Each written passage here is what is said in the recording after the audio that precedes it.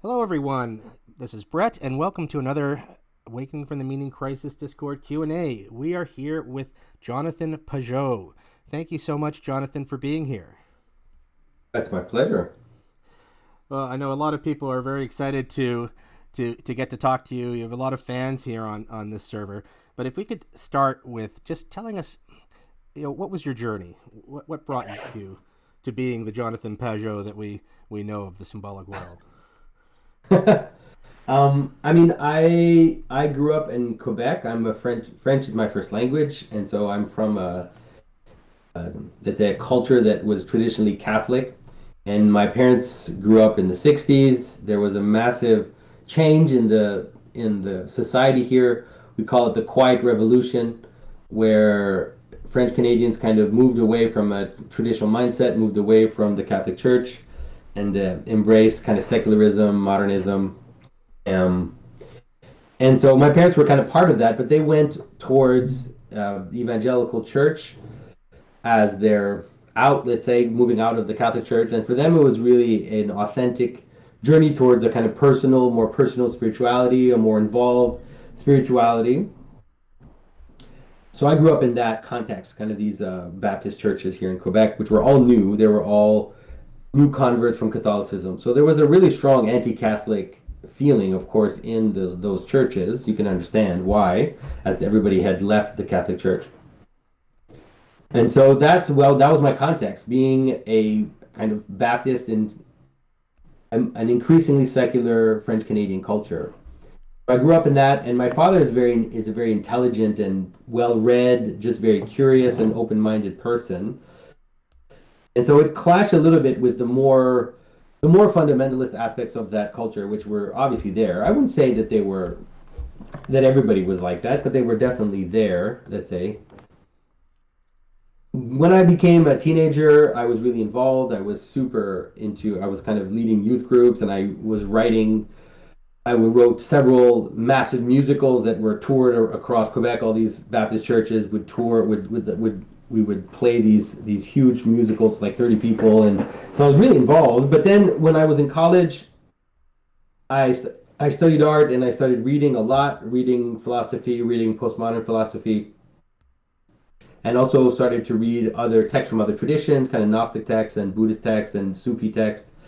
And it really brought me into a spiritual crisis where I felt like the Protestant culture that I grew up in was lacking something, was lacking a metaphysics, was lacking, let's say, a map of transformation, and was lacking a kind of cosmic vision, I would say. I didn't understand that that's what I was looking for at the time. It was more like just a general malaise. And also I was struggling in terms of art because I was studying to be a painter, but the contemporary art world is so cynical and so elitist and cynical and just kind of a comment upon a comment upon a comment. And I also felt uneasy there. Also, being a Protestant, trying to deal with that, how to make images in a Protestant context, also as a Christian in a postmodern art context. So all of that really led me slowly towards an increasing crisis, I would say. And the crisis was really resolved in discovering the church fathers and a more mystical vision of Christianity, which is their hesychasm, the Jesus prayer, and a vision of theosis, the idea that Christianity is supposed to lead to deification of the person in God. So all of that was really what kind of brought me out, ultimately leading me to the Orthodox Church, and in terms of art, leading me to becoming an icon carver, which was a way to integrate my art practice with this new kind of cosmic vision of Christianity that I had found, and also a on the ground way to connect to community and to a communal language that was there in the church. And so that kind of led me to where I am. And through that, I guess I discovered symbolic thinking at first through the perennialist thinkers, René Guénon in particular. But then that quickly moved towards really seeing the symbolic patterns in the church fathers themselves, especially St. Gregory of Nyssa, St. Maximus the Confessor, St. Ephrem the Syrian, all of these amazing saints, and just looking at medieval legendaries and embracing all the stuff that Christians had rejected, basically all this kind of legendary stuff, which contains more of the symbolic patterns. And so that's what led me in that direction with my brother as well, who was reading rabbinical texts. We kind of found a way to talk about these symbolic patterns in a way that we thought people in the modern world could understand. And but we were doing it on our own, really. We were just on our own doing it. And I would say that ultimately it's really Jordan Peterson. I gave a talk at a university, and Jordan Peterson ended up seeing it for reasons that are a little complicated. This was before he was famous, and he's the one who kind of pushed me out into the public arena, because he saw that what I was talking about was akin to what he was concerned with, and also what John is concerned with, John Vervaeke, the whole problem of complexity and the problem of combinatorial explosion, and how it is that we're able to perceive phenomena as being ordered and being the question of attention. All of that stuff is what I was talking about, and so that's what kind of led me to becoming the guy who talks about symbolism, I guess. Is symbology, is that a word? Is that a I field don't now? know. Yeah, maybe. Like I don't like the word symbology because people think of those horrible books there by what are the name of those horrible books on the Grail and all that nonsense. That's what people think about. That there's a character in those books that Oh, I Dan was, Brown. yeah, Dan Brown's horrible Yeah. books, and so there's the character, the main character is like a symbologist, and so I don't use that word just because of those books. So, to ask a simple question to start, although it may not be so simple, what is a symbol and why are they important? So I think that the idea of symbolism, we need to see it more in terms of process rather than the idea of identifying certain symbols. At least the way that I present it, it really has to do with this. It has to do with, you could say it has to do with something like the structure of attention, which is that because the world is so complicated, then the world has to lay itself out in patterns, and that pattern ends up having a certain ends up looking like a master pattern, which ends up looking like the pattern of attention, which is something like a mountain or a point with spokes. There are different ways to describe it. And so that's really the process. And the idea is that in the symbolic way of thinking, this process is fractal. And so at whatever level of reality you look at, the pattern of attention will lay itself out, and the same pattern will appear like a tree where each branch is a little tree, basically. You can understand it that way. And so that's really the way to understand symbolism. It's really the way that reality holds together in our perception. But it's not just our perception, because there is no way out of your perception. That's also something that I really try to emphasize very strongly, is that this is it. Like the way that the world presents itself to us, that is the place where the world is. And so you don't have access to another world. This is the world that we have. And so the pattern of attention ends up coinciding with the pattern of the world, because there is no other world than the one that we engage with in terms of our attention, let's say.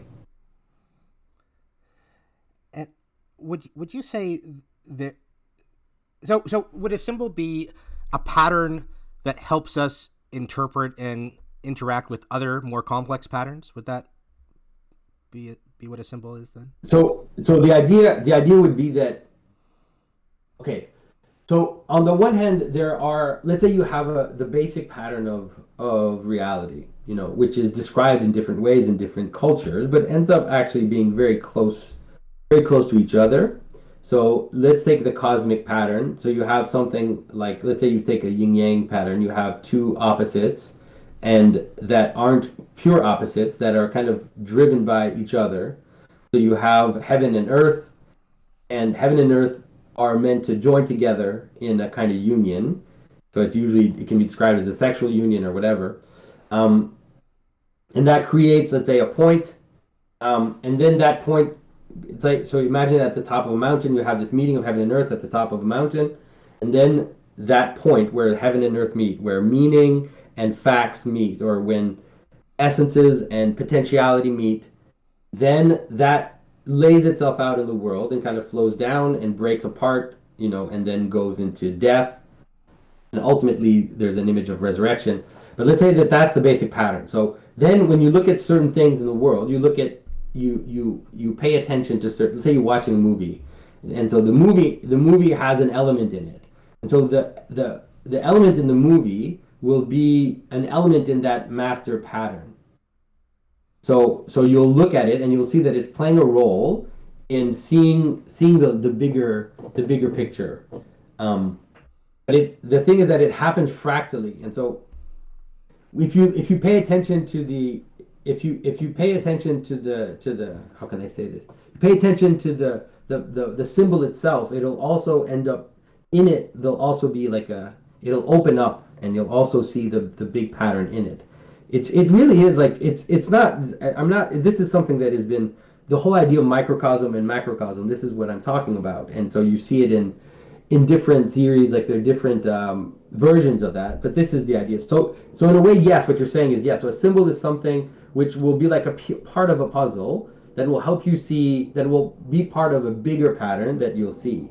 But ultimately, those patterns end up reflecting into each other. They mirror each other, let's say. So do you think are symbols created, or do they emerge and are identified? If that makes sense. Um, so you could see it both ways. Like there's an idea in which there's an emergence and an eminence, you could say. So there's a way to see it from below, and there's a way to see it from above. Most people, I'd say today, people find it easier to understand it from below because we're all materialists. So it's easier to understand the world like as emerging from below, let's say, in terms of these phenomena or these multiplicities that kind of clump together, and then you can see that they're related to each other. But then there's also a way in which they come from above, and so then that will end up being something like a naming, or a kind of essence that manages more potential, let's say. And so it's actually both at the same time. So there, and you can also understand that like the idea of creating something, like let's say we create a symbol, the reality is reality, and so you can't escape it. This is really, this is hard for people to perceive, but so whatever it is that we create as humans will have to be patterned, whether it's even factual or unfactual, even if it's the weirdest conspiracy theory in the world, or it's the most discrete description of an event that you can imagine, that you have to still use patterns. And so the symbolism will appear no matter what it is that you do. There's almost no way around it. It's not. And you can kind of break down the symbolism, but that's part of the meta pattern. Like if you imagine the end of a pattern, or the end of the edge of a wheel, or the bottom of a mountain, or the ocean, all of these images are about a breakdown. So let's say the meaning crisis. Like the meaning crisis is part of a bigger pattern, and it's a bigger pattern that has been described by cultures from millennia ago. Whether you imagine it as the end of the world, or the Kali Yuga, or the idea of the breakdown of a world. These are part of a larger pattern which kind of encompasses everything.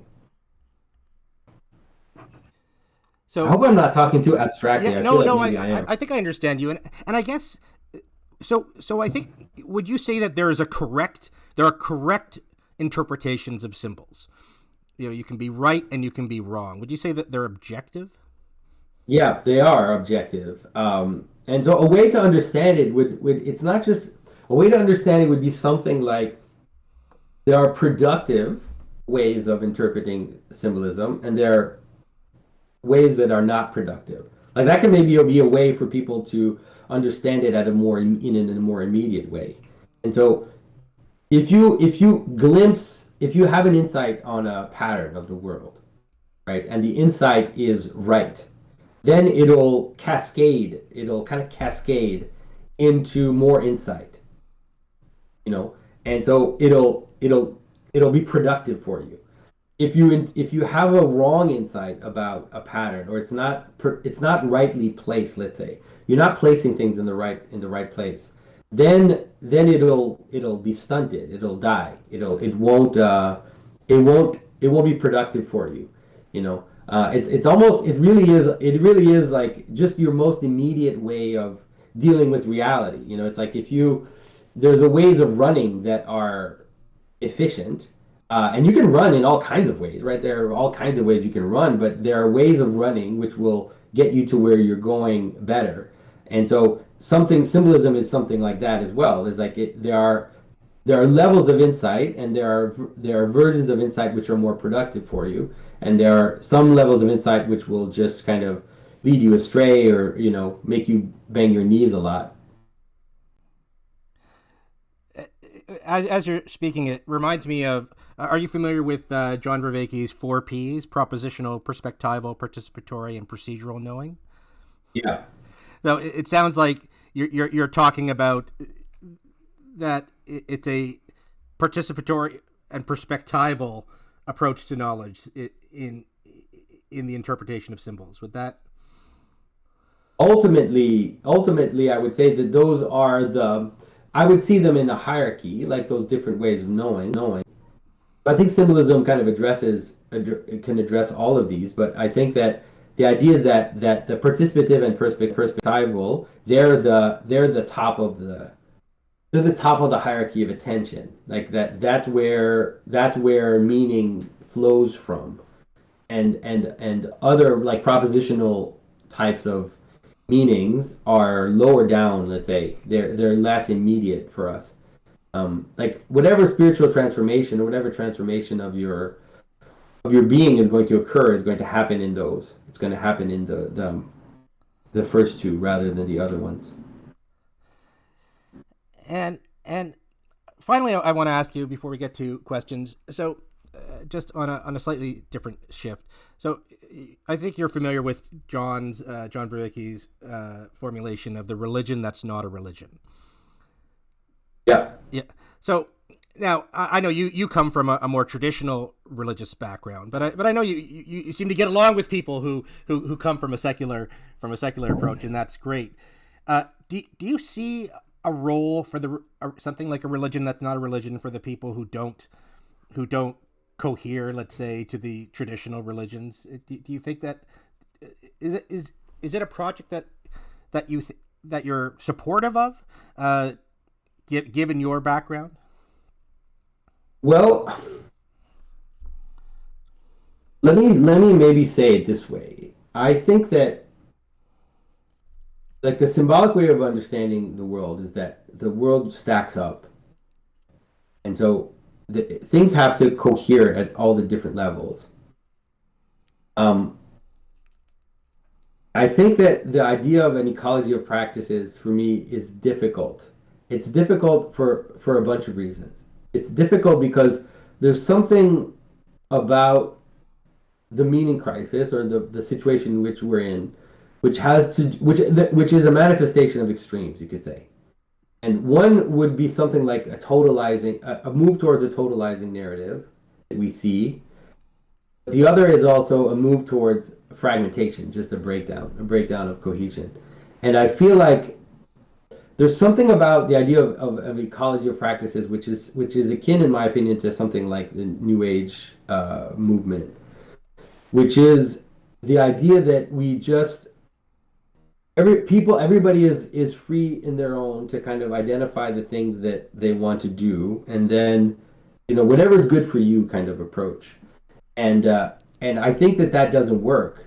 It doesn't work because, first of all, it doesn't lead us to cohere together in terms of a common of something which binds us together, and also because the thing about transformation is that there are certain aspects of transformations which you don't like, and you can't see. You can't see them, and you actually need something, let's say a coherent tradition to make you do things that you don't want to do. And that sounds unpleasant, but that's actually reality. And so, it's like what happens in a lot of, like, let's say I use the New Age as an example. Like what I see in a lot of New Age people is that people pick and choose the things that fit their ego. Yeah, they don't do it on purpose, right? They're not malicious, but they end up picking all the things that fit with their little ego, and then they create a spirituality which is a reflection of their ego. Uh, Whereas what traditions do is that they force you to do things that you don't want to do. They also force you to be in contact with people that you wouldn't be. Like going to church, man. You get everything there. You get all the sins are there. All the people. It's closer to like a family. Where a family is great because what a family does is it forces you to be in contact with people that you didn't choose, like your kids, all these people that are around you. Um, so I think that that's the difficulty with this type of practice, which is because it ends up being everybody does their own thing, um, and everybody kind of picks and chooses what they want to do, and there's nothing forcing you to do things you don't want to. Then it will kind of, I think that ultimately maybe it can lead people in circles at some point. Sorry, that was maybe a Yeah. little rough. No, that's great. We like this is the kind of discussion that we love around here. So I'd like to invite. So Manuel, you have a question for Jonathan. Yeah. First of all, I want to thank you for your work. I think myself, I've been able to understand the world better as a consequence of your work and develop new relationships in the world. And I think that goes for most people on this Discord. So thanks from all of us. That was my pleasure. I have a question relating to your conversation with Rafe Kelly, where you were talking about naming things, and the naming is the, I guess, a distillation of coherent potential, and then after that it becomes an emanating force in the world, which you could describe as agentic, right? So then we get powers and principalities, and I'd like you in your response to define what you think those words actually mean. We know what we're talking about, but there is a problem in my perception with these powers and principalities, right? Because they get a body by virtue of our coherence to them, right? So that implies that we can have right coherence and wrong coherence, and then also it implies that we can let them die for ourselves or for a collective, right? Like if a group doesn't cohere to them anymore, then they disappear. So yeah, I have a couple thoughts about these principalities, and you can weave them together however you like. So one of the things is, well, how do we determine whether they're good, right? Like, is it our job even to make that judgment, or should we let evolution handle it?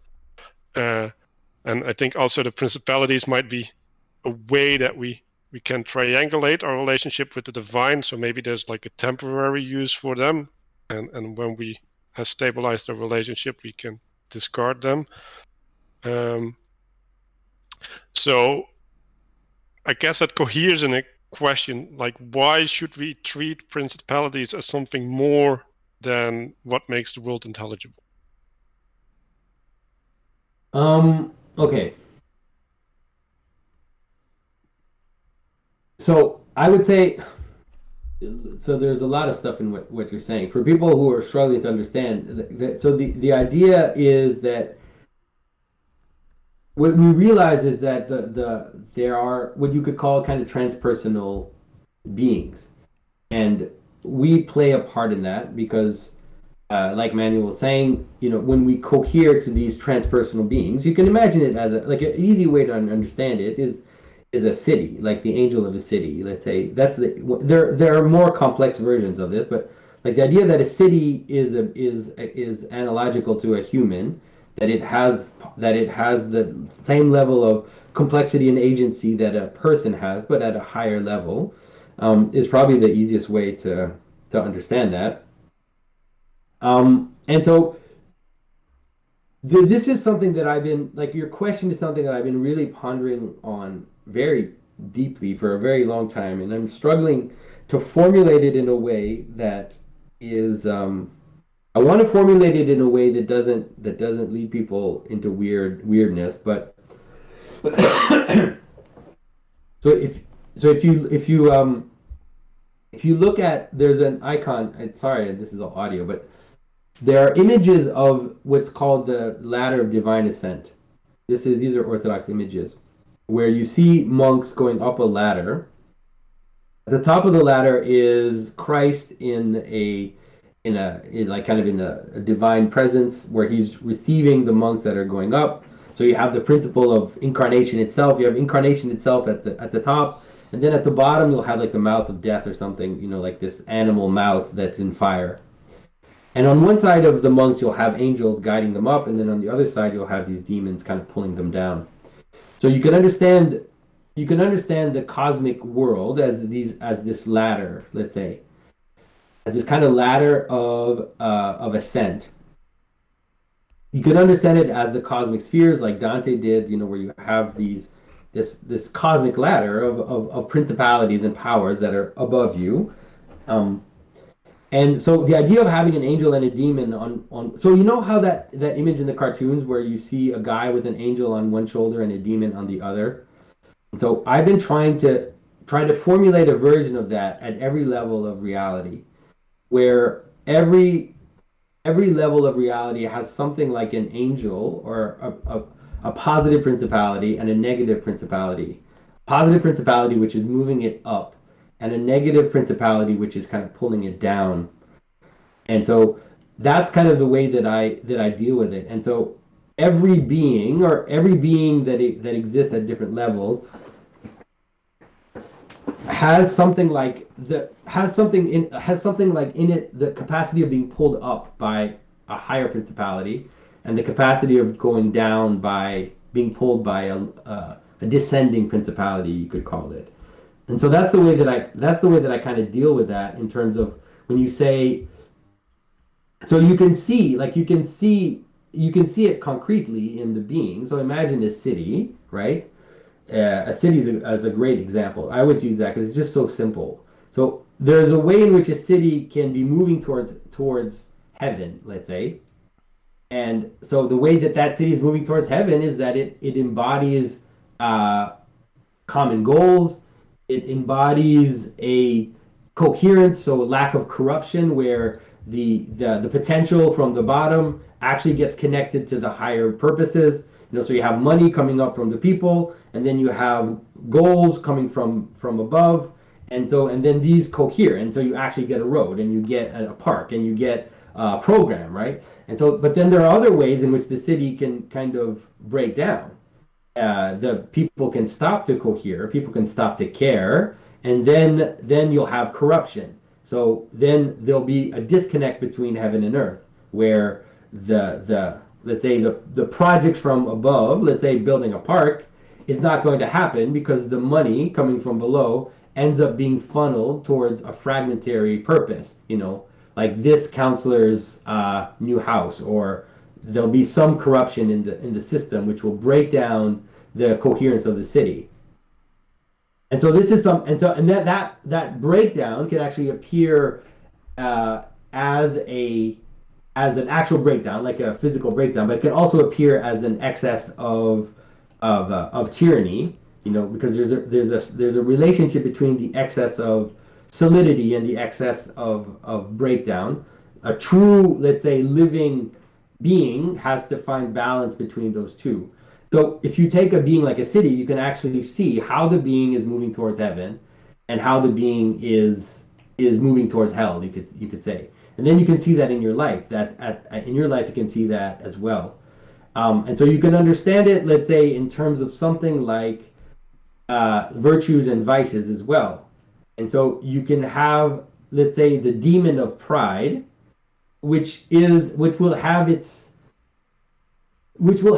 let's say, its corollary in the angel of it's something like the angel of the glory of God, where giving yourself up towards a higher glory rather than trying to take the pride on yourself is going to be akin to that. You can see it. So every like Dante gets it so right in his comedy, where you have a sense in which all the sins have this corollary in a virtue, and it's all about the way that you love, right? It's all about the way that you put your attention on something. And so all these intermediary beings, all these principalities and powers that are in between us and, let's say, God, they have to happen that way. The world lays itself out fractally, and so these beings are going to appear at every different level. So it's not that we can just get rid of them, because I don't know what that would even mean. Like, how could you get rid of the things that bind us together in terms of humans, and the different virtues and vices which bind us together, and all of these higher modes of being and beings that are kind of above us. So I don't see how you could get rid of that. It's mostly that you want to follow the angel, right, rather than follow the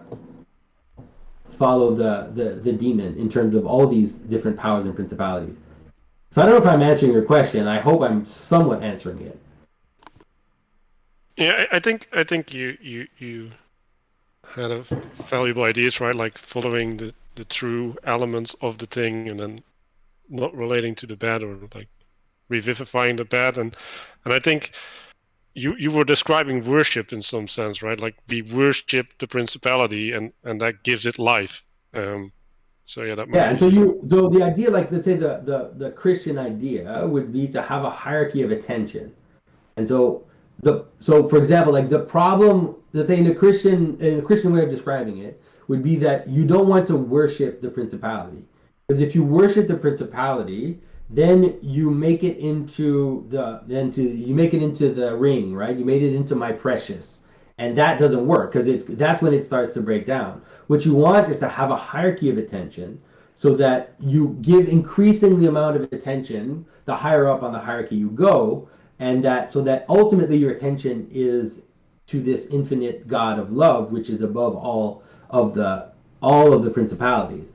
So, but if you worship the God of the city, let's say, you're going to run into a problem, because that's not the totality of everything. And so that's what the idea of an idol is. You're going to create an idol, and then so think about it. Like, you can find images in your mind of people that do this all the time, right? And so let's say making money. Like, making money has a coherence to it. If you follow the rules of the god of money, it'll work. Like, it'll actually, you can get more money. But the problem is that worshiping that God is not sufficient. It's not enough to really cohere society together. It's not enough to cohere your being together. And so you need to be able to have everything in its place and give attention to things at the level which they deserve attention, and not be careful not to worship the principalities in a disordered way, in a way that would put them too high on the hierarchy of being. Whether it's anything, like whether it's your nationality, whether it's even your religious affiliation, like all of these things have to be at the level that they have to be. Like your participation in the church is not equivalent to the worship of God itself. It's not. Those things are there. They lay themselves out properly, but they're not exactly the same. And so you just have to be careful not to. So I would say, like, in terms of the language I use, I would say, no, don't worship the principalities. You need to attend to them in a hierarchy of attention towards the infinite. And just for those who don't know what a principality is in this context, could you just explain? So you could say it's a higher order being. It's a being that is beyond your individuality. And so So anything. So the city is just the easiest way. Sorry, I keep using that example because it's the easiest one. And so a city actually exists, right? A city has, and it has agency, right? You can write the city. The city will answer you. The city can judge you. The city can, the city can go bad. The city can do great things. And so there's an angel of the city. There's an action. The city is under a head, which and makes it into an actual being in a very similar way to the way that you're a being. But that scales up in all kinds of ways. And so that, like I said, let's say the economic system has a principality. It has a ruling order, and it has a kind of agency that is difficult sometimes maybe for people to understand, but it does have a kind of agency. And so that's what it means, is that it's just that reality scales up. So just like you could say you have a soul, there's an aspect of you which is beyond just your material existence. There's an aspect of you which is a pattern beyond your physical being. Then those patterns scale up in the world, and that's what we call angels, demons, principalities, powers. There are all kinds of different ways of describing these beings. And sometimes they're seen as neutral, like in Islam, for example, they have a whole category of jinn, which are these almost like neutral principalities, which are around and which can sometimes be mischievous.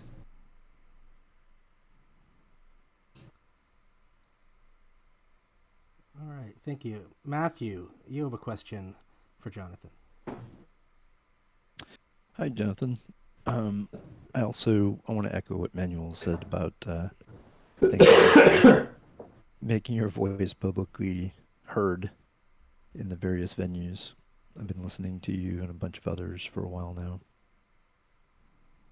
now. My question has to do with, I've been doing some sculpture work where I'm carving wood and I'm following the grain and sort of trying to see what's there as I'm doing it. And there's a lot of meditative themes and philosophical themes about how things fit together, they cohere, or seeing them at different scales and how they connect or don't connect, make sense or don't make sense.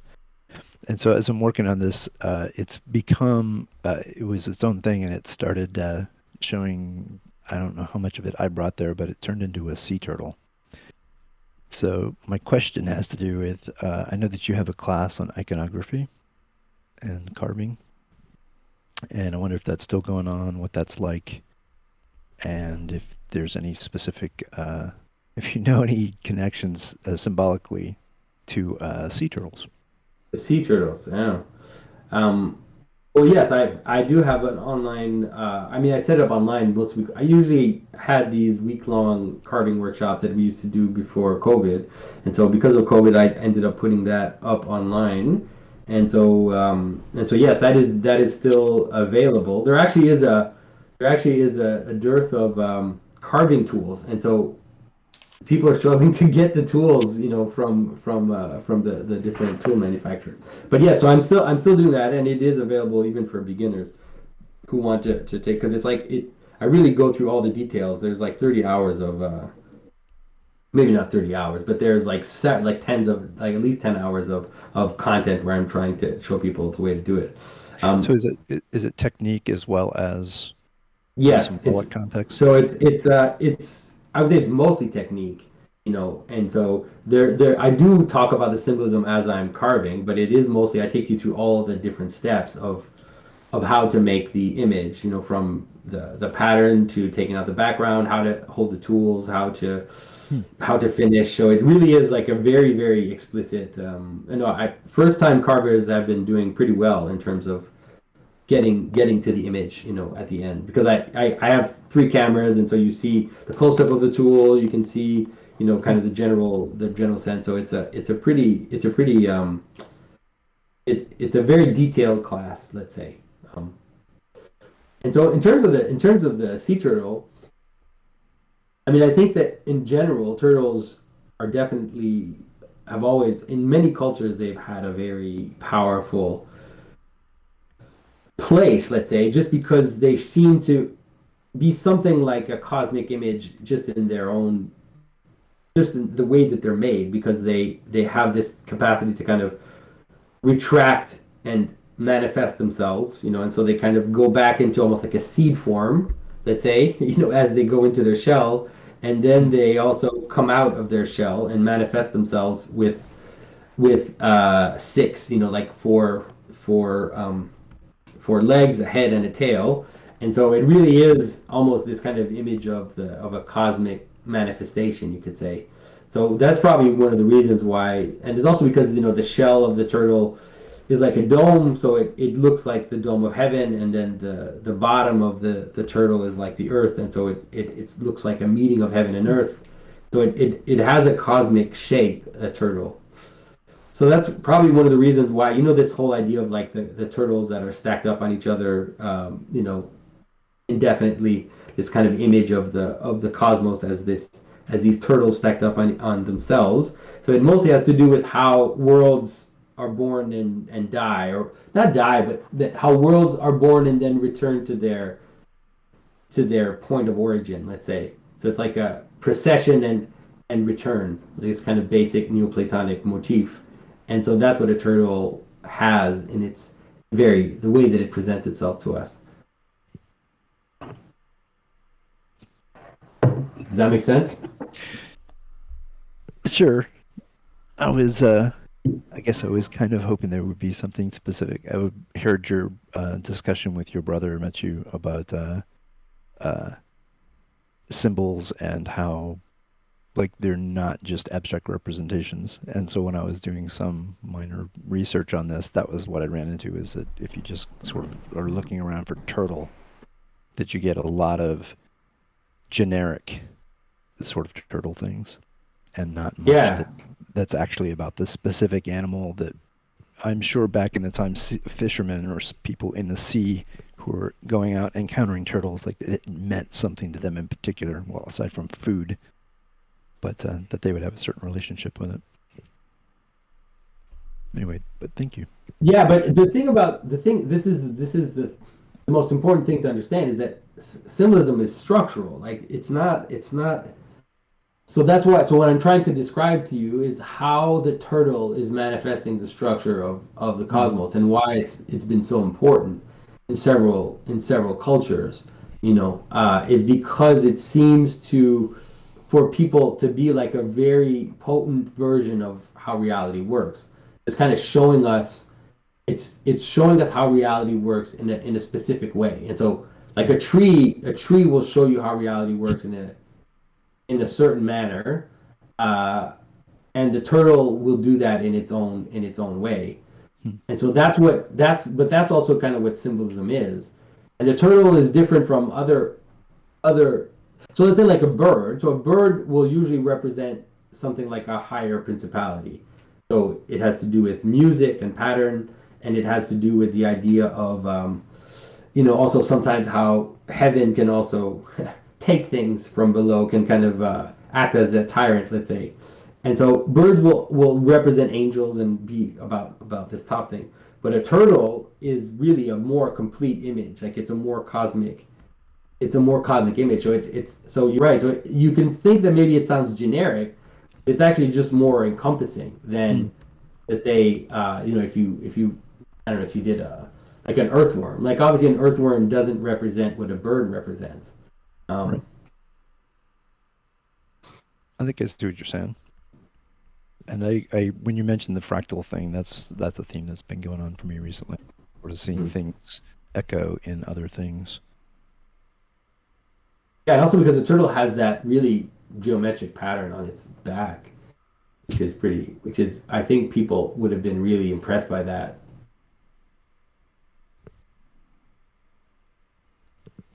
Unfortunately, my piece doesn't have that.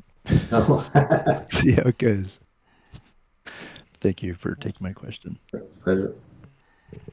All right, thank you. Mark, you have a question for John.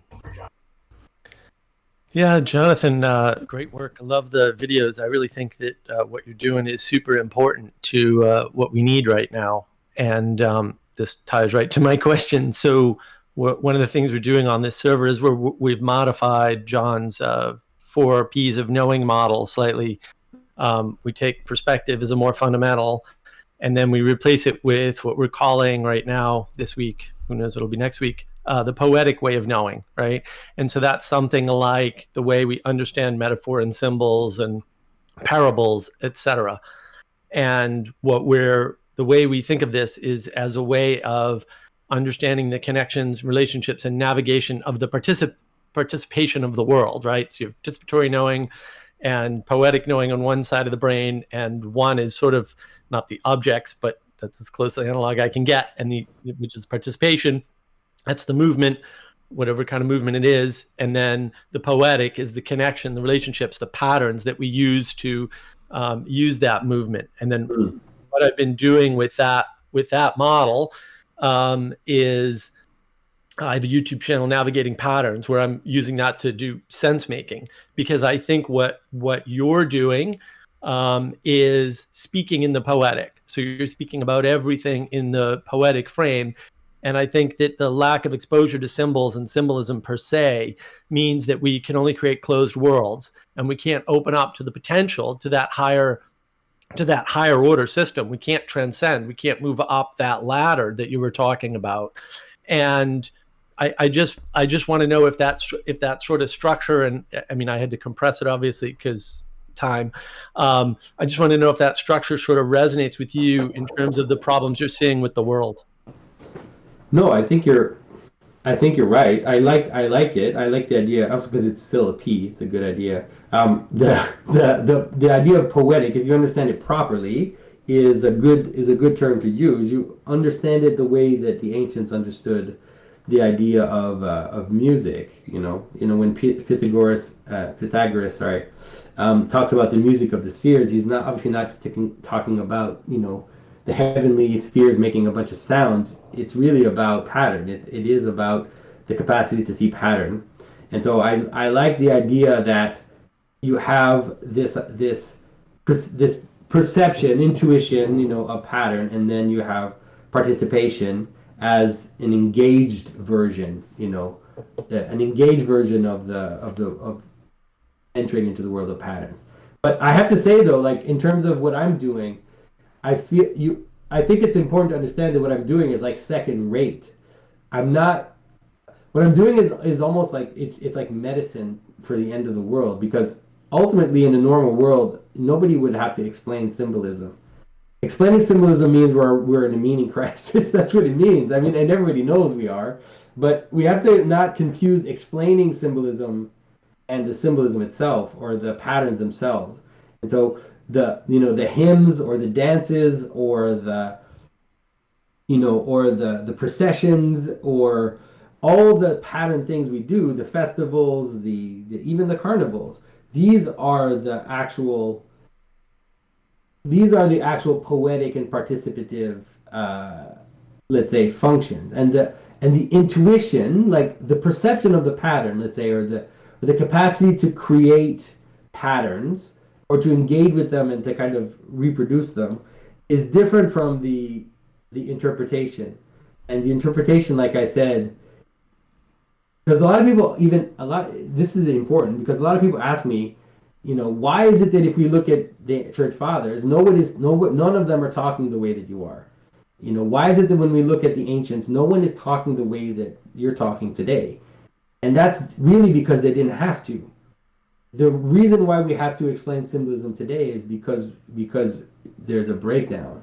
And ultimately that breakdown needs to be brought back into, like you said, actual poetic and participative knowing, which means, in my case, means something like go to church, say your prayers, kneel, sing, dance,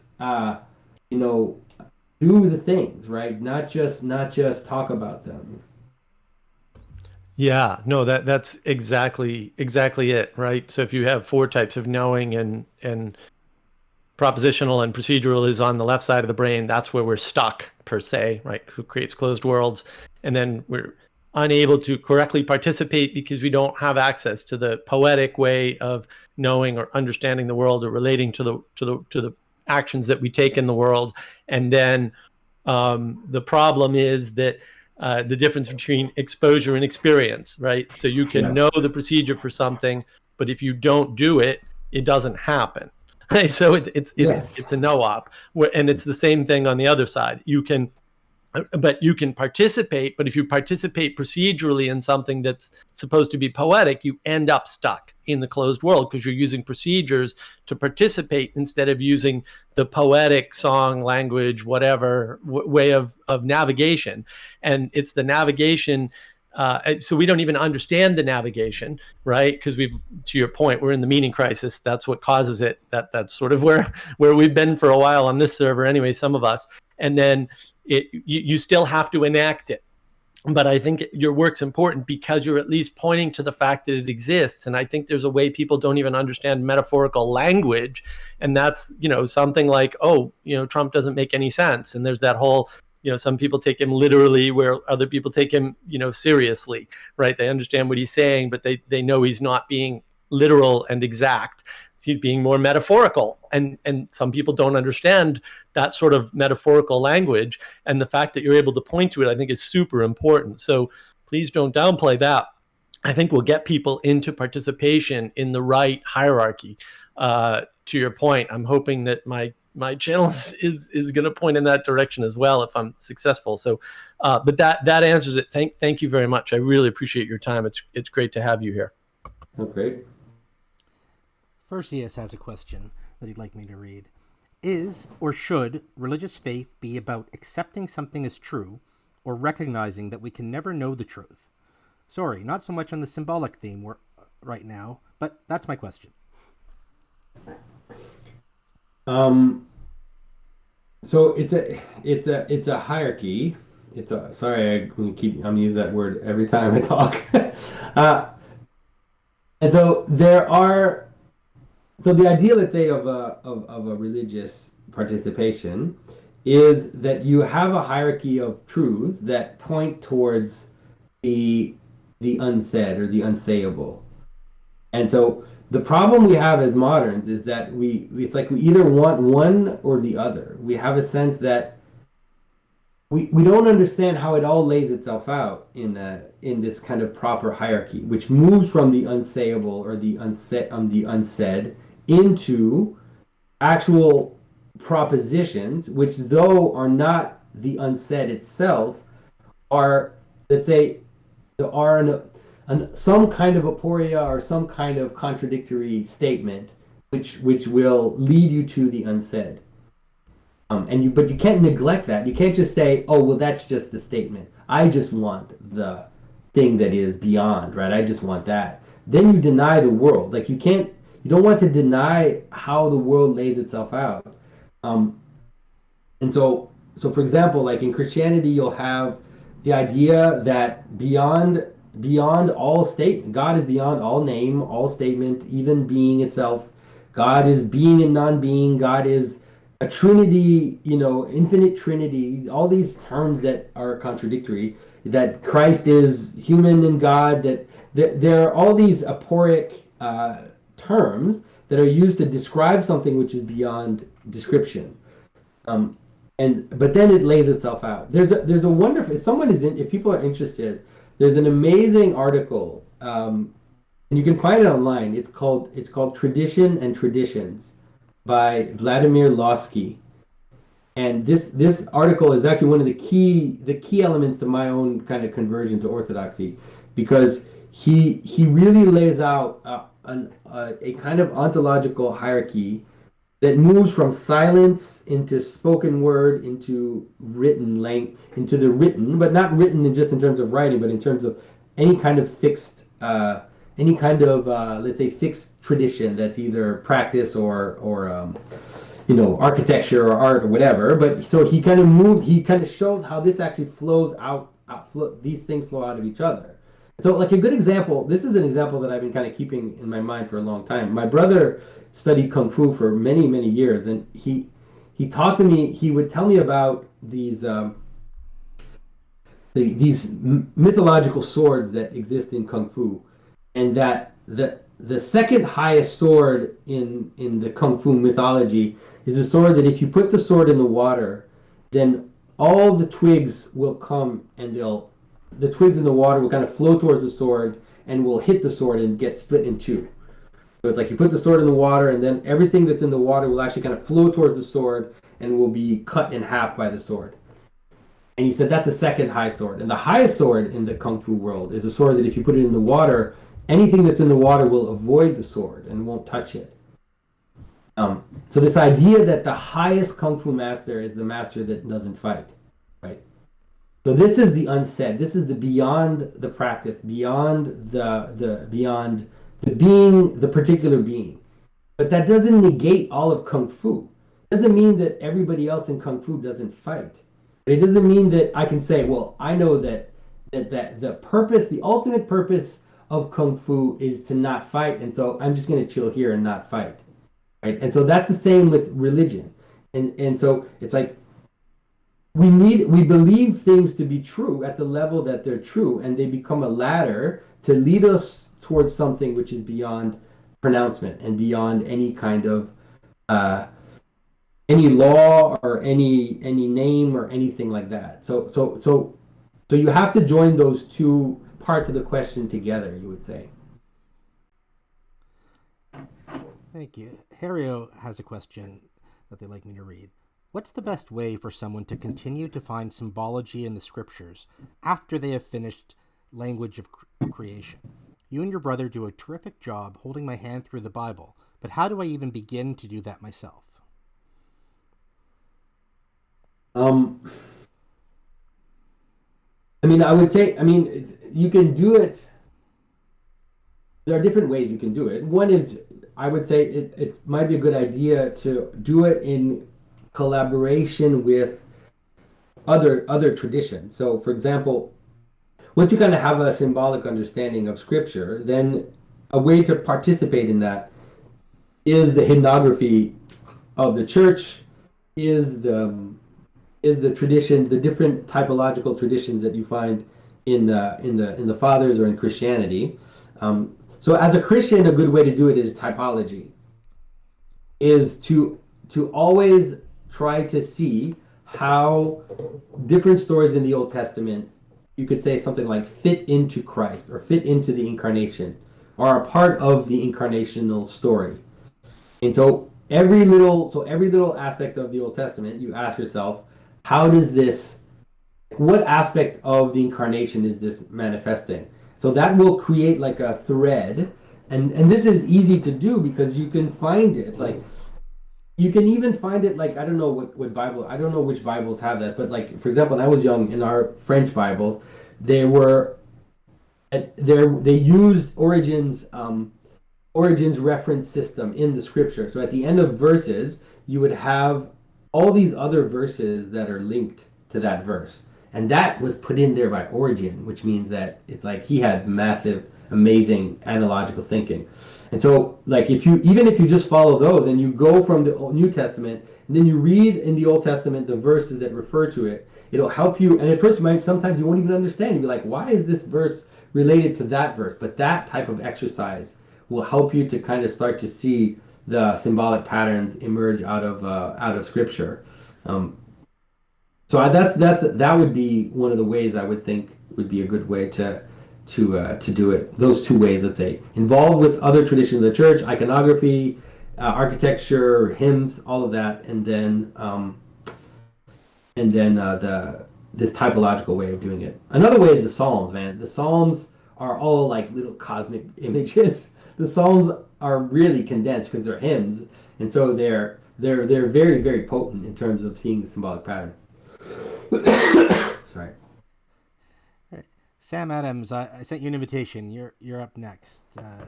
Or did you want me to read your question? All right. I will read it for him. What is the biblical symbolism of the rainbow, and how does that relate, if at all, to its current Pride Month usage? Yeah, it's interesting because it's actually quite related. Maybe not in the way that people would want to. And so the best way to understand a rainbow is to understand it in two ways. Understand it first as a bridge, So it's a connecting space between two realities. So understand the rainbow as a bridge between heaven and earth. Okay. And the other way of understanding which is related to it is something like a ring around the sun.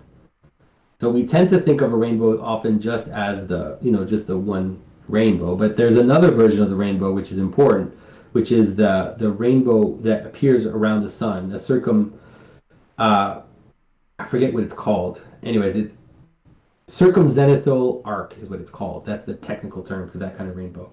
And so it has to do with unity and multiplicity.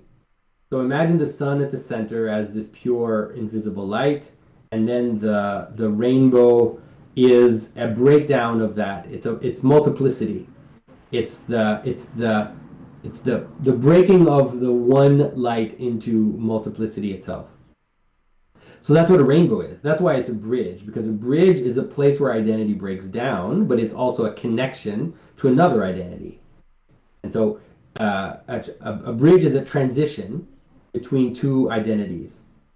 Okay? And so the way that it's used in LGBT symbolism is transition. It's about transition. It's about multiplicity. It's about the breakdown of one narrative into multiple narratives. It's the breakdown of one identity, or let's say productive identity, into an indefinite amount of identities. And because a rainbow is actually, we say it's 6 colors or 7 colors, which is totally fine and is very potent in terms of its symbolism. But a rainbow is actually it's a spectrum, right? It's a spectrum of colors. And so that's it. You have the one, and you have the many, and the rainbow is just the many, without the one. So that's why it's used it's used very efficiently in kind of LGBT symbolism.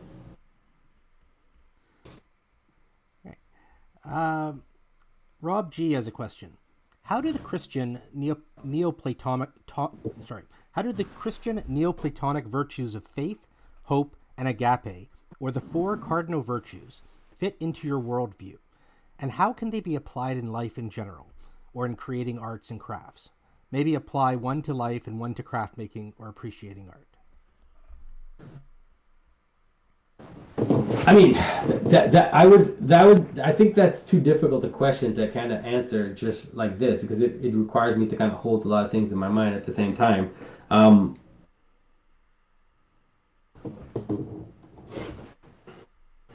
Rob, I'll go on to Julian's question, but Rob, if you have a more simplified version of the question, you could type it in. Julian has a question. Jonathan, you've often characterized Christ as filling the entire hierarchy. As you read the Christian story as giving the pattern of how the world is, my question is, does that end up undermining the radical, upside-down, paradoxical nature of Christianity? That God shows his power by the weakness of the cross? That Christians return evil with peace? The meek inherit the earth, etc.? One ongoing critique I've had of your work is that it ends up justifying the status quo, the ordinary order of things. From my perspective, Christianity reveals the radical eschatological breaking in or a new upside down order that turns the old fallen order upside down. I've noticed a common thread in your conversations with Tom Holland, David Gornosky, and Paul Kingsnorth, where you push back against the line of thinking I am promoting here. Where do you think this falls short? Does Christianity represent a new, radical, upside-down world, or the true revealing of the way the world is? Yeah, I mean, for me, it's clear that it represents the true way that the world is. It doesn't represent an upside-down order at all. I don't even know how to answer that, because I think that the reason why people think that it represents an upside-down order is because they don't understand what proper order looks like. They are only able to understand order as tyranny, and therefore they're not able to understand what a proper hierarchy is. And so revolution, let's say revolution is is the symbolism of the pagan world. It is the pagan world. It's all about revolution. It's all about Saturn castrating his father, and then his Zeus basically taking over Saturn. It's like it's this process of revolution and clampdown. That's what the pagan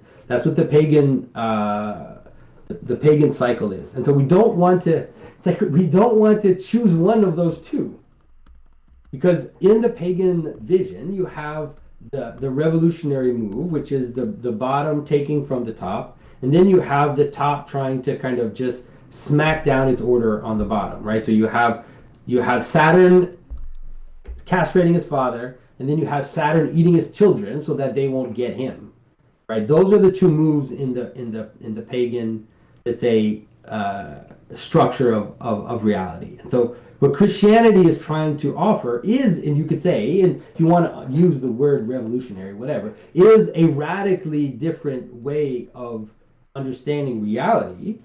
But the way it's not choosing one of those two. It's actually proposing something else, which is that it's funny because even like it is always putting things in their proper place and showing the value of those things in their proper place. And so in the Christian image, you have the image of Christ on the cross, and then you have the image of Christ as the judge with two swords coming out of his mouth. You have the image of Christ up on the right hand of the Father, judging the world, and you have the image of Christ as the littlest of these at the same time. And so those two are the way to understand reality, is to understand those two together. And so if you just choose one, it looks right because there's an actual thread you can follow. So you can look in the gospel and look in St. Paul and look in Revelation, and you can follow the thread of the victim, and you can see how God cares about victims, and God wants to help those that are weak, help those that are small, and wants to let's say shine a light on all the little aspects of the little ones. And so it's like, yeah, that's totally there. But there's also a way in which, St. Paul says, just follow the rules. The God put all the authorities in the world. Follow the authorities because God put them there for you to follow them. And so those two things don't have to be contradictory. So we can understand how, let's say, worldly powers are always inadequate and are always have a tendency towards tyranny and a tendency towards pride. We can understand that without thinking that we need to engage in a revolutionary mindset, because the revolutionary mindset is the mode of the fall. Saying the people above us don't deserve don't deserve us to listen to them, and then trying to take that for ourselves, that's Adam in the garden. That's the same thing. And so Christianity offers a very different way.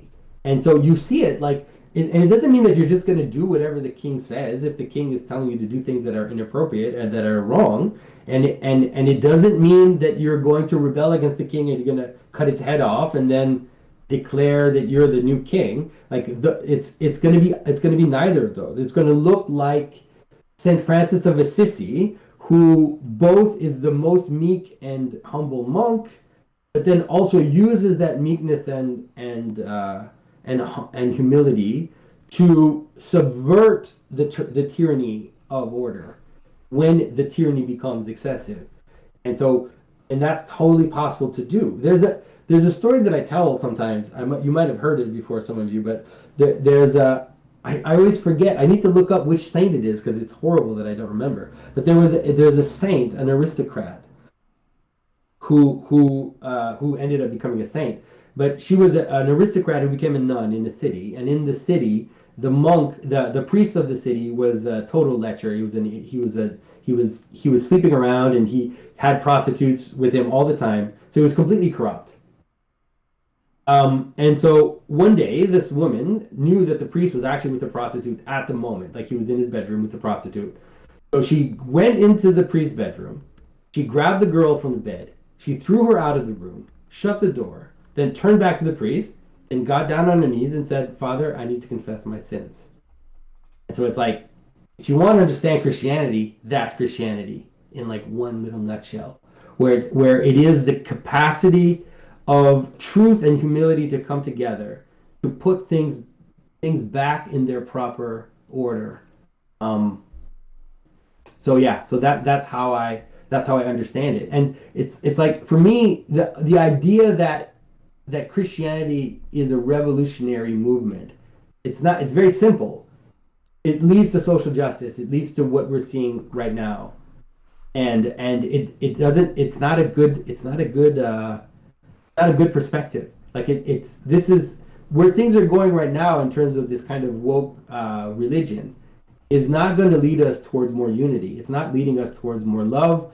It's leading us towards an accelerating revolution, which is going to look something like the French Revolution or the Russian Revolution, which is that a moving down into more and more marginal identities which try to liberate themselves from whatever identity just liberated themselves, and that doesn't lead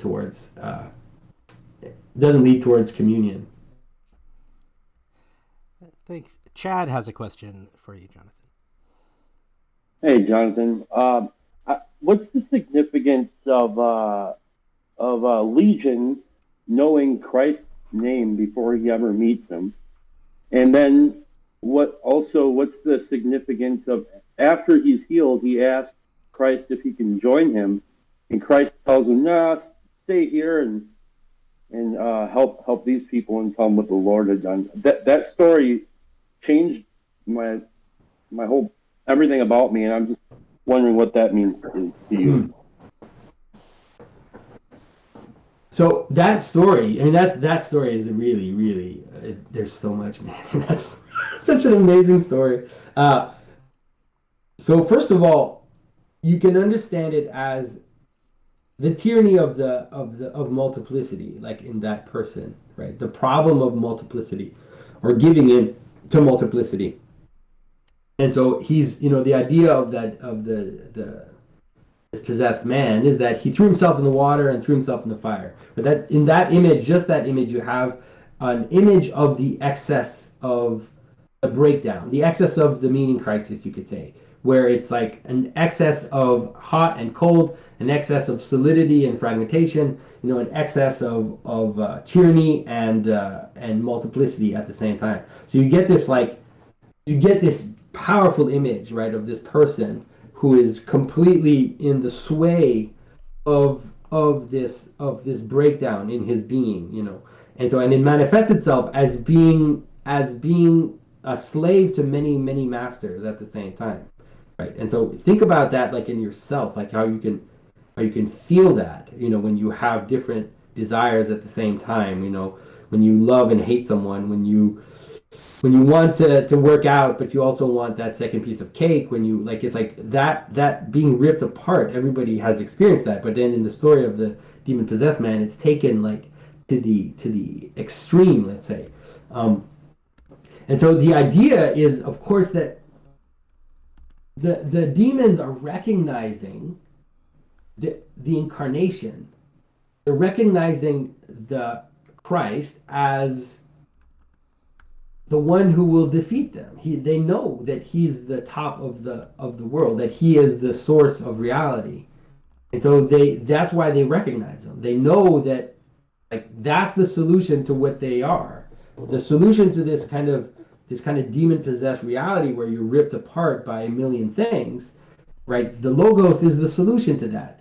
The giving yourself to love and to the higher principle, which ultimately ends up being kind of the infinite source of everything. That is the solution to the breakdown of that person. And so when Legion recognizes Christ, right, that image where they recognize him, it's like, that's it, they're already done. It's already over for them, because they've seen that which will, let's say, cast them out, or that which will integrate them, or that which will unite them. And so then the image of Christ obviously sending them into the pigs, and then those pigs kind of diving into the ocean is all the same imagery. Like it's all just kind of this amazing cascade of imagery where you have this idea that to be ruled over by your animal parts, you could say, right? So we all have these desires, these passions, these kind of animalistic tendencies, and so this is what's going on. That's what was already happening to the man who's being ruled over by the pigs, right? By all these squealing things that all want to eat at the same time, that don't have that can be herded, right? Pigs can't be herded like sheep can be herded. They can't come together and follow one direction and kind of be together in a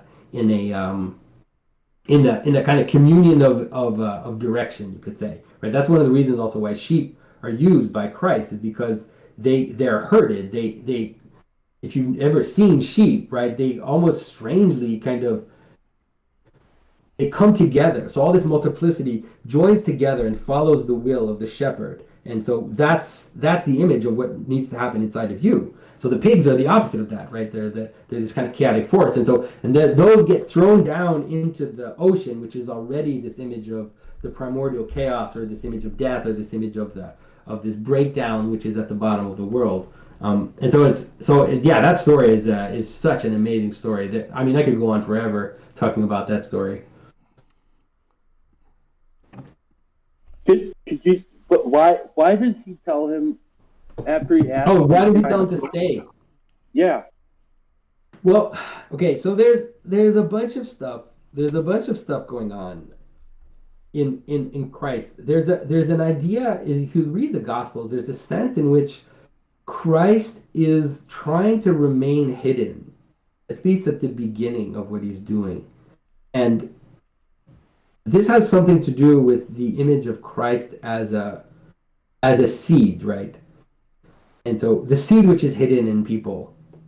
This the Saint Justin Martyr talks about the logos spermaticos, like this idea of the seed which is hidden in the world. And so you have a sense in which at the beginning of Christ's story, Christ is like this hidden seed which gets planted in people, but then remains invisible. And so you see it in the story of the Samaritan woman. You see it in the story of the healing of the blind man, where it's like Christ heals someone and then leaves, and then leaves that seed there to kind of bear fruit and start to show. So you can imagine that Christ does that at the beginning. He plants these seeds, and so see it in the demon-possessed man, or the Samaritan woman, or these people that he heals. And then you can kind of see it fractally in the story of Christ, where at first he plants these hidden seeds wherever he is, and no one knows like where the fruit. No one can see what's going on yet. It's like there are these fruits that are appearing, but we don't know what's happening. So then the story kind of comes together, and then the let's say the manifestation of Christ starts to grow. And that culminates in the story of him, the entry into Jerusalem, which then finally he is recognized as the Messiah. Like he's recognizes the one who has come. And so now let's say the tree has finally fully grown. And so you can see it in the story of Christ as he's being recognized by Israel, or recognized by Jerusalem. But then you can see it fractally in the story of Christ, where he's placing these hidden seeds in the world, which are also kind of growing and showing its fruits. So that's why he tells the demon-possessed man to stay there and to bear fruit where he is, for the same reason that he tells where he sends the Samaritan woman off and he leaves, and he does that with different people that he heals, where he heals them and then he tells them not to tell anybody that he healed them. And so like, why is he doing that? Well, it's because you can have to see the whole story of Christ as this kind of fractal crescendo, where the way he's acting with individuals is the way that he himself is slowly appearing in the culture. So a way to understand that, like if you want to understand it more practically, you can understand it as you can understand it in a fashion, like in terms of fashion. this is people are going to get angry that I'm using this, but just because it's an easy way to explain it is that. So imagine there's something which is cool, which is on the horizon, something which is this new thing that is going to be cool. And so at first, it'll be these quirky seeds that will be hidden, and no one will see them. Only a few people will see them. And then people will start to recognize this thing that is appearing, and then only a few people will engage with it. What they call them first adopters. But no one will be able to see it yet. But the movement is already there, and once that's happening, you can't stop it anymore. And so, even though people can't see, that's why some people are able to predict fashion, because even though most people can't see the movement, it's there, it's happening. The movement is happening.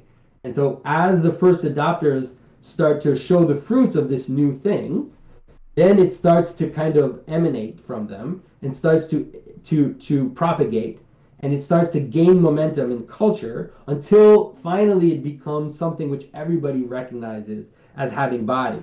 But that didn't just happen on its own. It didn't just like suddenly everybody likes fidget spinners or whatever stupid like fashion is the new thing. It grows in the culture in a pattern, and so that's the way that it happens. And so that's the true for every single historical movement, philosophical movement, any religion, anything, is that the way it works. And so what you're seeing in the story of Christ is just it's like a very powerfully constructed version of how anything in the world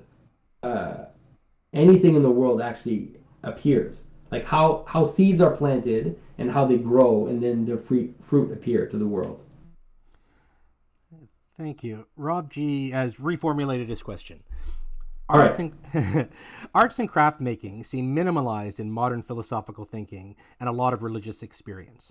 Where do art and craft making fit into helping people cultivate a better relationship with the divine or the good life, when consumption and work are more modern replacements?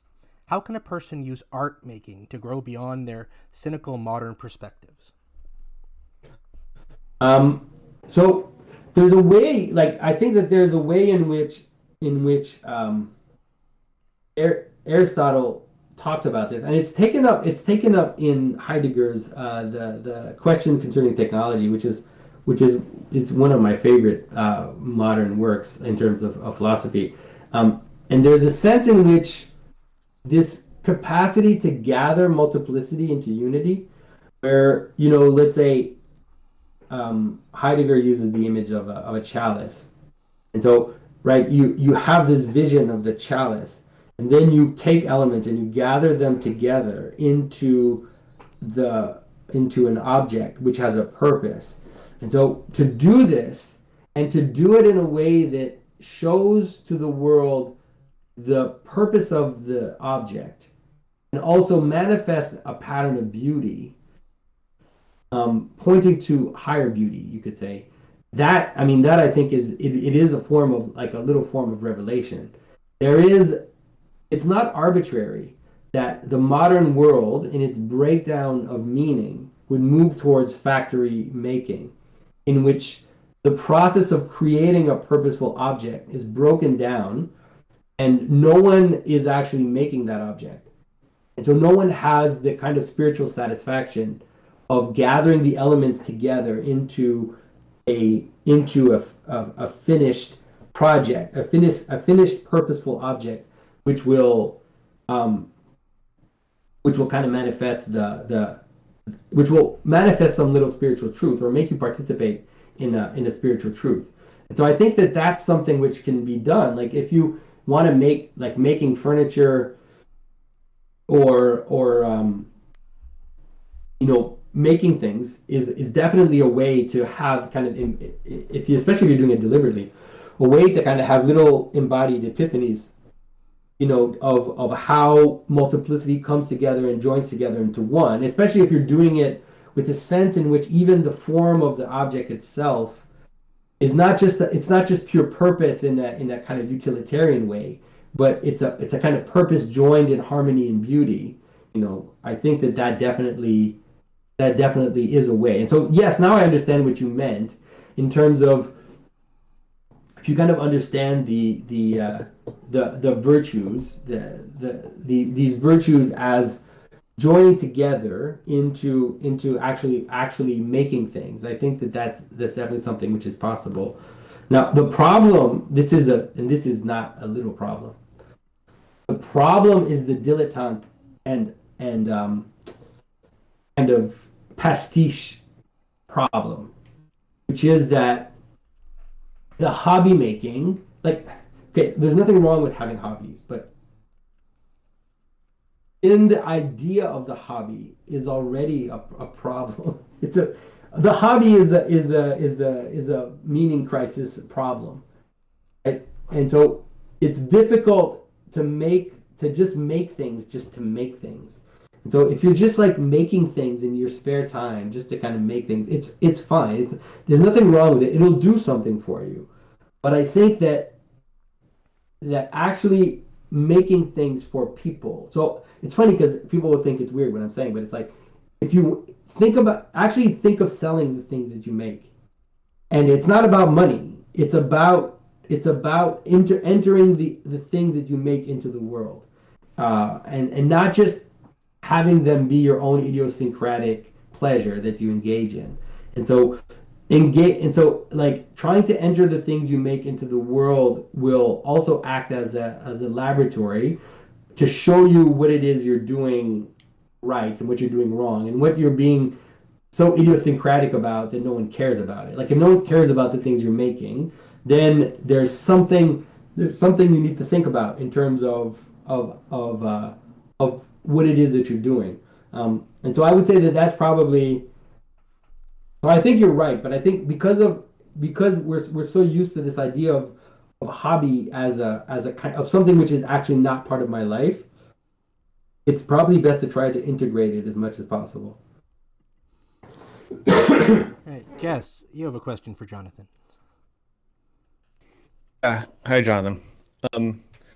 What do you think God is communicating to Job at the end of the book of Job, and how is God addressing Job's suffering, and also why does it comfort him?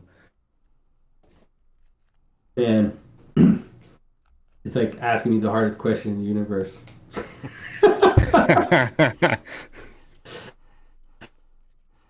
Look, the end of the book of Job is man, it's tough. It's tough because it's God is basically telling Job, I'm not going to tell you why you're suffering. That's what it seems to me. I'm not going to give you the reason. I'm going to show you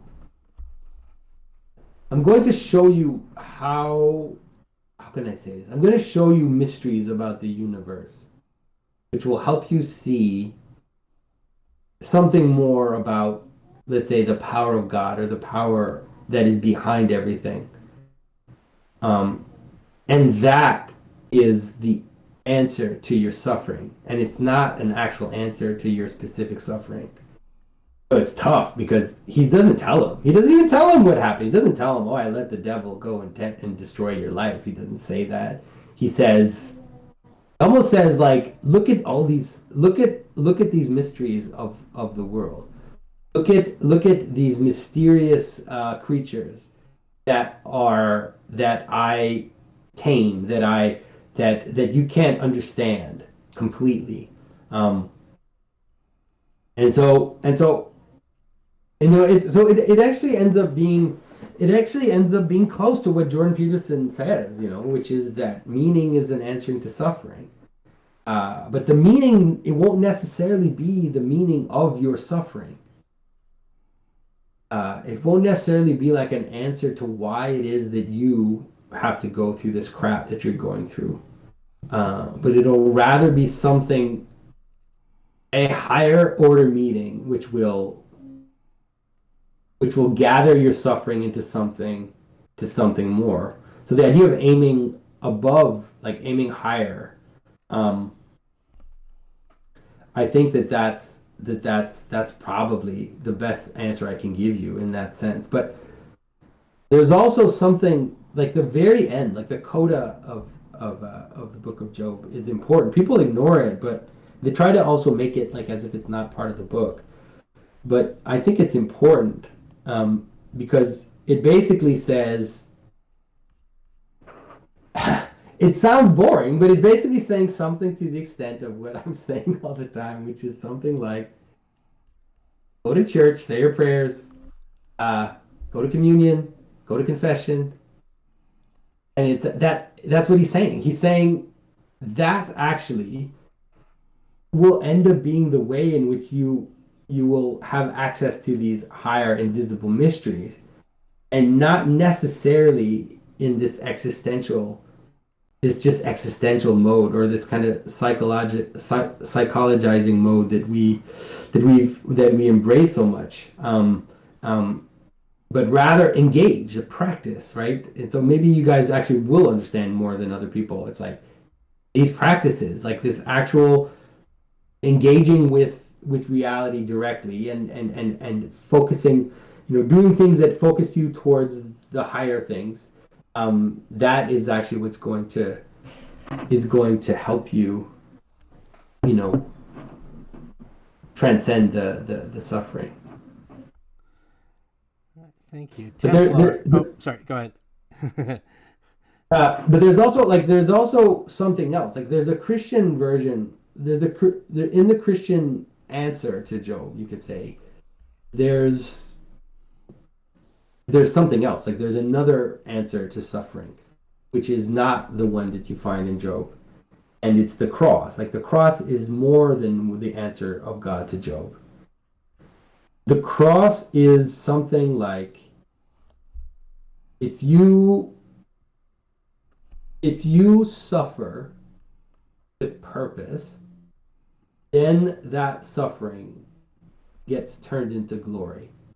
And it's different. It's a different kind of suffering than the type of suffering that is just kind of laid on you. So it's like, it's an easy way to understand that's really needed, is that if you, let's say, if you die in a war to protect your family and your nation, like let's say protecting your land or your nation or whatever, and you actually do it in order to help others, then that death will be turned into a kind of glory. And that can be scaled down, obviously, to if you accept to sacrifice your idiosyncrasies in your own family, your own little desires, in order to suffer for your kids and suffer for your wife, then that will turn into something else. It'll be transformed into something like glory. Do you think that Job? Well, sorry, Jess. We've done a lot, and there's still just a couple more questions. So I think we're gonna have to move on. But yeah, I know there's so much to talk about. Sorry, Templar, you have a question for Jonathan. Hello. Can anyone hear me? Yes, we can hear you. Yeah. Go ahead. Yeah, I watch a lot of your videos, Jonathan. I really like them. Thanks for the chance to speak. I wanted to ask, why do you think Gnosticism has become it's becoming more popular to talk about and in modernity? Why do you think that is? This would be the first question. Yeah, I mean, the thing is that it's not just Gnosticism. I think we need to see it in a network of things that are happening. It's just the destruction of Christianity. It's just part of it. It's just, so it's not just Gnostics. It was the obsession with Egypt, the obsession with the so-called mystery cults. It's the obsession with just New Age.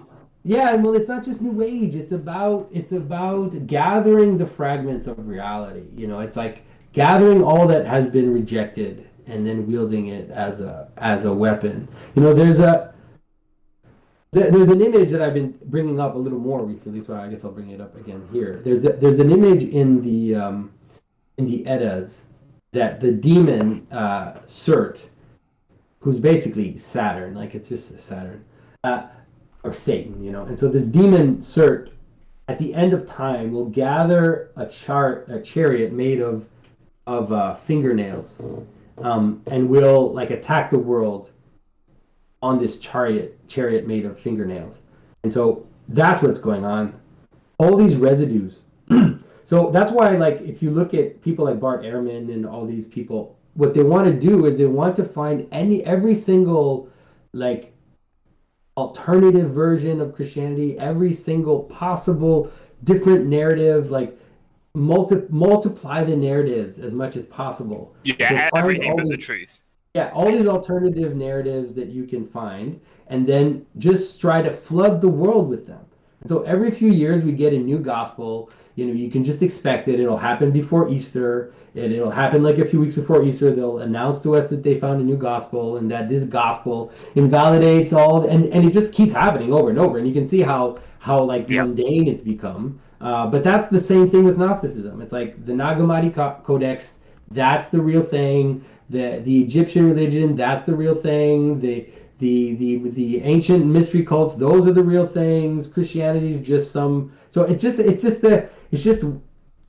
have to see it all together, as these alternative narratives, trying to break down the common one. And so it's not just Gnosticism, it's everything. And so it's like this kind of breakdown of narrative, this idea that we need to. This obsession with the exception, the obsession with the freak, the weird, the marginalized as such, right? We need to give voice to every single marginal narrative that you can find, and just like give voice to that. And so that's a breakdown. That's what a breakdown looks like. That's what a flood is. A flood is when there's too many points, right? There's too many opinions. All these opinions float up, I mean, Gnosticism is, in essence, like there's a lot of opinion in it. I would say, like because it doesn't exist. No one is a Gnostic anymore. It's a form of necromancy. All of this stuff is necromancy. All this obsession with Egypt and even the neo-pagans, like all these neo-pagans are all necromancers. They're all trying to raise the dead and to raise an army of zombies to destroy the world. Like they're not doing it on purpose, but that's what's happening. In Carl Jung's Red Book, I mean, he had some certainly Gnostic books. He actually does try to do that in the end. So he tries to raise to act like a necromancer? Yeah, in the final chapter of the Red Book called the Septem Sermones ad Mortuum, he actually tries to speak with the dead, and it's actually a semi-Gnostic gospel. He goes into the symbology of Abraxas. What do you think of Jung in general? And that's the sort of... I mean, it's like I don't read Jung. Like I've never really read Jung, so I think that's all that I can say. I think that. Look, I always tell people, get the insight where you can get it. I think that Jung obviously had some proper insight and had some proper ideas, but I think that it's limited in terms of it's limited, and it's also,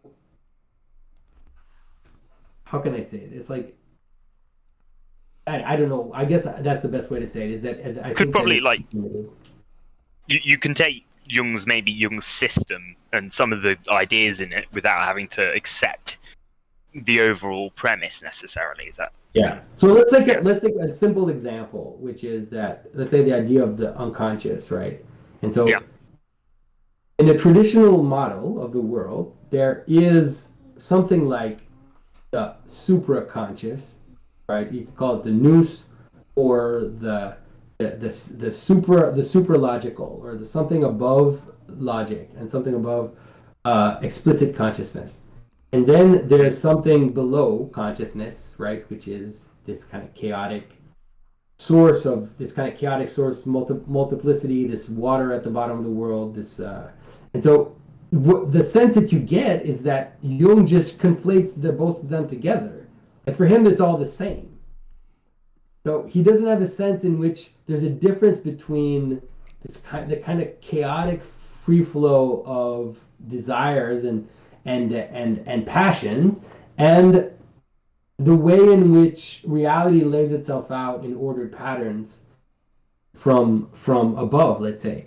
And so to me, like already that is like I don't know how to deal with that, because sometimes when people talk about the unconscious, they seem to be talking about something like gods or angels or principalities.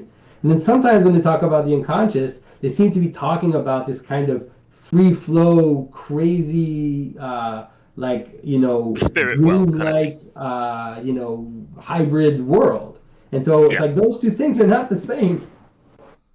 Yeah, But you could say yeah. that ultimately that they share something in common in a kind of non-dualistic way. But to talk about them as being the same is dangerous, because then people confuse super rational, like let's say principalities with their little idiosyncrasies. Like they actually confuse idiosyncrasy with principality. And so it's like that to me, I don't know how to, I struggle how to deal with that. Yeah, that's a perfectly fair answer to that. And the second one would, have you heard of Eric Vergelin's essay "Science, Politics, and Gnosticism"? No. No. Well, it was just an essay which this dude wrote in the, I think, 60s. He might have written it. It was about how modernity shares a lot of symbolic characteristics with Gnosticism. He identified things like communism and Nazism having sharing aspects of it. I think so. Yeah, I'd certainly look into that. And one final one, if I could add, as Jordan Peterson, I mean, you've spoken to him a lot. Has he ever talked about Gnosticism before? He talks about Gnosticism always through Jung, and sometimes I think that because a lot of his Christianity comes from Jung, I think sometimes he actually doesn't know that he's talking about Gnosticism. Like, for example, like I'll give you a very simple example, which is that when he talked about Adam and Eve eating the fruit, and then he says that when Adam and Eve ate the fruit, that the scales fell from their eyes, you know. Mm-hmm. And I was like, no, man, that's not a Christian way of describing that. That's a Gnostic way of describing this idea that actually what happened to them in the garden was a form of illumination. You know, that it's like the snake was right, basically. A lot of people, kind of weird Gnostic groups have that idea that Luciferian, this kind of Luciferian idea, basically. And so I was like, oh man, I don't know, because he seemed to think that was actually in the text, like that was actually in Genesis, that the idea that the scales fell from their eyes, but that's not. But he's never mentioned it in an explicit form, as far as I can tell. No, I don't think that if you asked him if he was a Gnostic, he would say no. But I think it's just because Jung was so influenced by Gnosticism that he got tainted by that. Yeah, I think that's fair. I mean, you can use Jung's ideas without being a Gnostic. You could say what Gnosticism is it's taking the unconscious and asserting it ultimate reality. You could make an argument that that's kind of what it's doing. Yeah, I don't know. I mean, I think also Gnosticism is such a mess. Like it's even hard to, because what people call Gnosticism is like all these different weird systems of these kind of weird system which existed at the beginning of Christianity, and they try to make it into one thing, which I don't think is often totally successful. But for sure, like I think that the best way to understand Gnosticism in a narrative way is something like a denial of incarnation, like from a Christian point of view, is a denial of so it's either a desire to,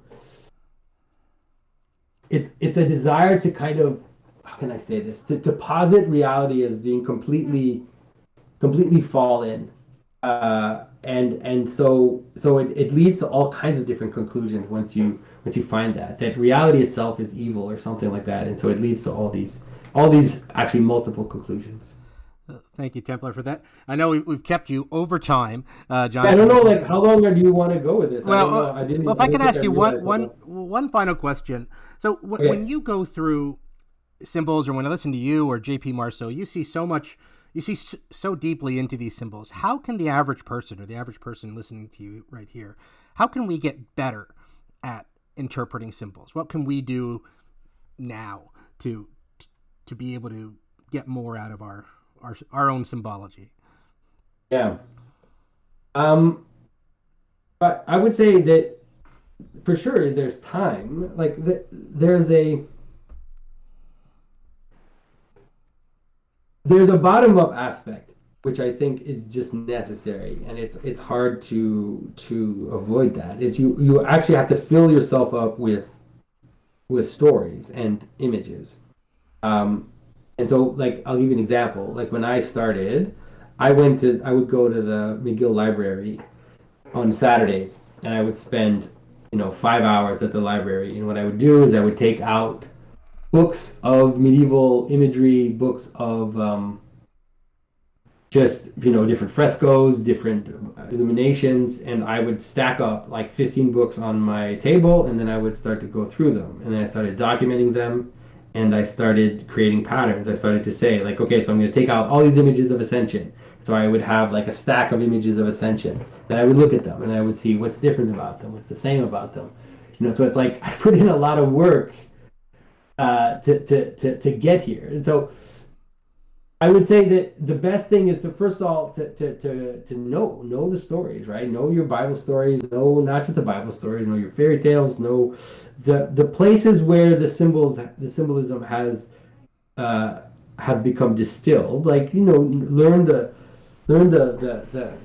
legends, and then start to see what the patterns are. Like, if you, for example, like if you could do it through fairy tales. I did it through iconography, but you could do it through fairy tales. Like, you could start reading fairy tales and then lay them out and say, okay, so what's going on in these fairy tales? Like, why is it that it's always the stepmother?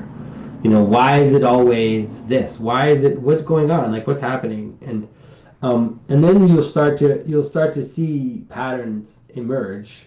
So that's one way. I mean, obviously, that's difficult. There are some symbolists that can kind of help you along your way. I think that Mircea Eliade did a pretty good job at kind of understanding the symbolism of the center and the symbolism of feminine symbolism, like the symbolism of the shell or that kind of stuff. Like, he did a good job. There's René Guénon, who is probably the best symbolist in the 20th century, though a little bit of warning on him is that he can make you crazy if you're not careful. But his books on symbolism, like, he wrote a book called The Symbolism of the Cross, which is it's hard to read, but there's several, like the Great Triad, and he wrote there's a compilation of his text called The Symbolism of Sacred Science, which goes through a lot of Western symbolism and a lot of kind of Western esoteric symbolism. So there you can read people that can kind of help you on your way, but at some point you also have to. It's not a system. Like, it's not like, that's why I don't own one dictionary of symbols. Like, I've never owned anything like that, because that's the wrong way to go about it. You need to try to see a pattern and then verify it. Like, you can do that. You can notice a pattern and then try to see if it verifies at different levels of reality. Like, is there an analogy between this pattern and something personal? Is there an analogy to a city? Is there an analogy to stories? Are there other stories where I find this pattern, et cetera, et cetera? So try to kind of verify the pattern at different levels of reality to kind of help you make sure that you're not just kind of in an idiosyncratic loop in your own mind, let's say. Well, this has been amazing. I want to encourage everyone to go check out Jonathan's website, The Symbolic World, and his YouTube channel. So that's another great way to become better at symbolism. Thank you so much, Jonathan, for being here, and this has been just incredible. Yeah, it's been great. It's nice to meet everybody. It's It's been fun. Thanks for the thoughtful questions as well. I appreciate it. Yeah, thank you everyone for being here and for asking such great questions. Hope you all stick around. You can I'll post a link to our calendar. There's a lot of activities that we have around here and more Q&As, so please stick around. And thank you again, Jonathan. This has been an amazing Q&A, and we hope you come back. All right. Yes, of course. So goodbye, everybody. It's good to meet you. Thanks so much.